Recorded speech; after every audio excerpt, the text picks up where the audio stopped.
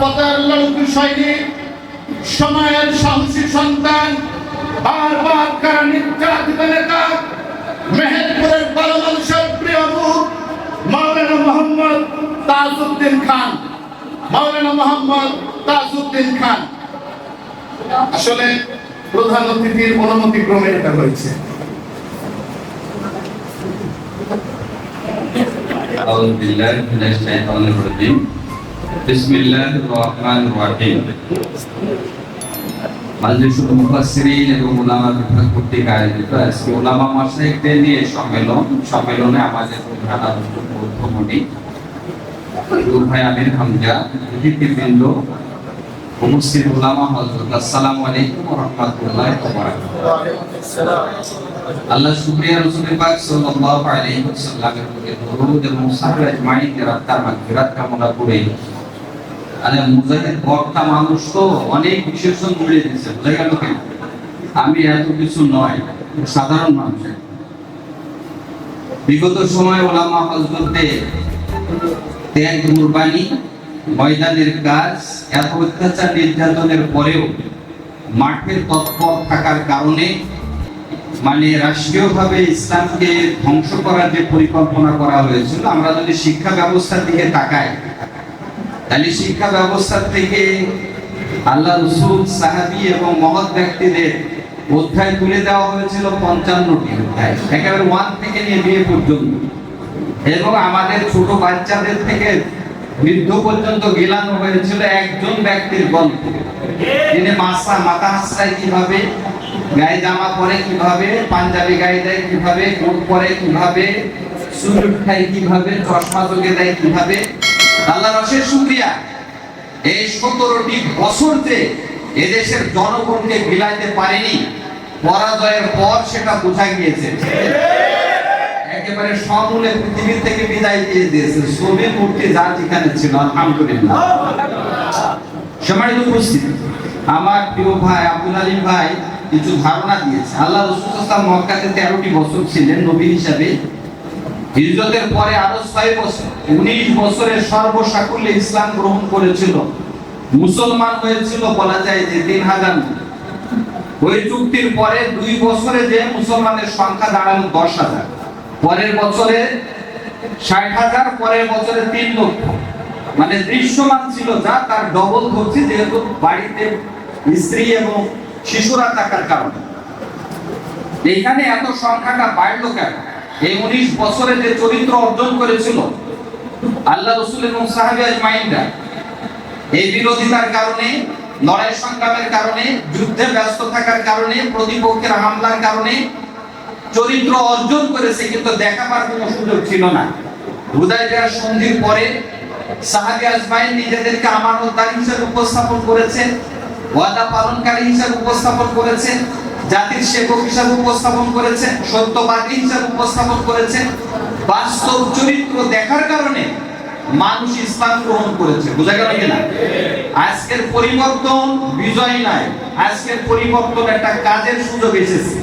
আমরা এতদিন যে চরিত্রটা অর্জন করেছি, এখন যদি সেই চরিত্র নিয়ে মানুষের কাছে পৌঁছাতে পারি, আমানতদার হিসাবে, ওয়াদা পালনকারী হিসাবে, মানুষের পাশে থাকার যদি একজন যোগ্য সৈনিক হিসাবে কাজ করতে পারি, তাহলে দ্রুততম সময়ের ভিতরে এদেশে ইসলামকে বিজয় করা সম্ভব হবে ইনশাআল্লাহ। কিন্তু দুঃখের বিষয় কি জানেন, আমি মাঝে মধ্যে স্নেহের অনেককে বলি, তুমি বক্তা হও না, আপাতত শ্রোতা হও। বক্তা বেড়ে গেছে, শ্রোতা বেশি দরকার আমাদের। এখন আমরা একটা মেম্বার দেওয়ার জন্য কোন আলেমকে খুঁজে পাইনি, চেয়ারম্যান বানাবার জন্য আলেম খুঁজে পাইনি। তার মানে কি, নিজ জায়গাতে গণমুখী চরিত্র আমরা অর্জন করতে পারিনি বলে আমরা প্রার্থী দিতে পারিনি। তার মানে কথার ফুলঝুরিতে আমরা ঠিক আছি, মানুষের পাশে দাঁড়িয়ে ঘাম ঝরিয়ে সময় অর্থের কুরবানি করার, এতে আমরা এখনো যেতে পারিনি বলে জনগণ আমাদেরকে গ্রহণ করে।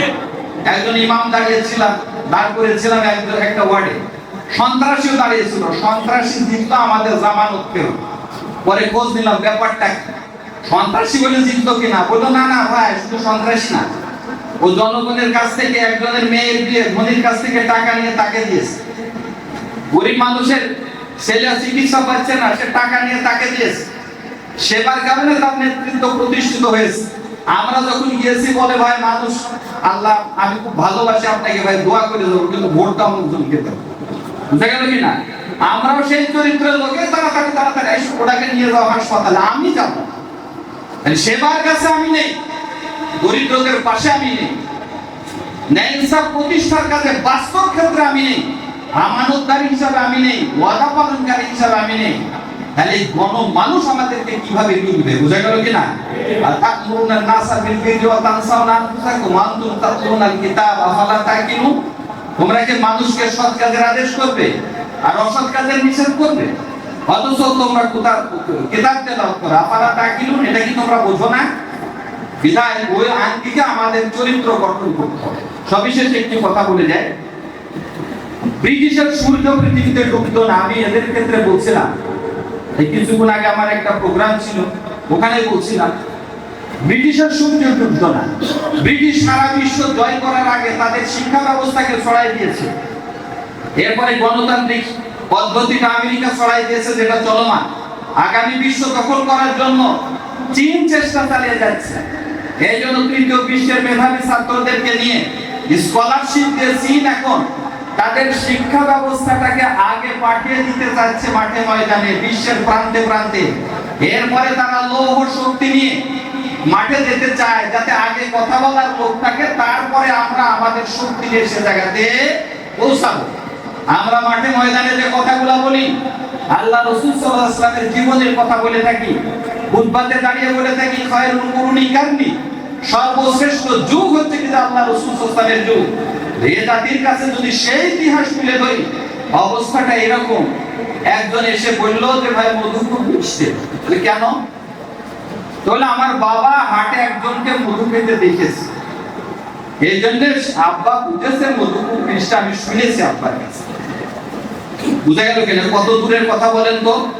আল্লাহ রাসূলের জীবন আদর্শ, সাহাবী আজমাইনদের জীবন আদর্শ, এটা বক্তৃতার মঞ্চে শুধু গল্প করে শোনায়। বাস্তবতার ভিত্তিতে দেখাতে হলে পারে আপনারা সেই চরিত্র যদি দেখাতে পারেন, তাহলে দ্রুততম সময়ের ভিতরে ন্যায় ইনসাফ কল্যাণ রাষ্ট্রে বাংলাদেশকে তৈরি করা সম্ভব হবে ইনশাআল্লাহ। যেহেতু প্রধান বক্তা বসে আছে, আর এই সময় ছেড়ে দিয়ে সবার মঙ্গল কামনা করে আমার কথা শেষ করছি। আল্লাহ হাফেজ। আসসালামু আলাইকুম ওয়া রাহমাতুল্লাহ।